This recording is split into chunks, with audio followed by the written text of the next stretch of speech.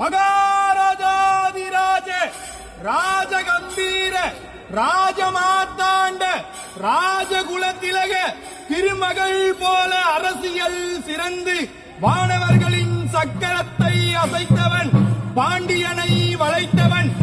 சேரனை சாய்த்தவன், களப்பிரரை அளித்தவன், வடமாவூரில் வெற்றி கொண்டவன், கங்கை நாட்டை வளைத்தவன், இலங்கை நாட்டை அடக்கியவன், கங்கை கொண்ட சோழன் என புகழ் பெற்றவன், சூரிய வம்சத்தில் தோன்றியவன், உலகம் தழுவிய சீரரசன், உலகமே வியக்க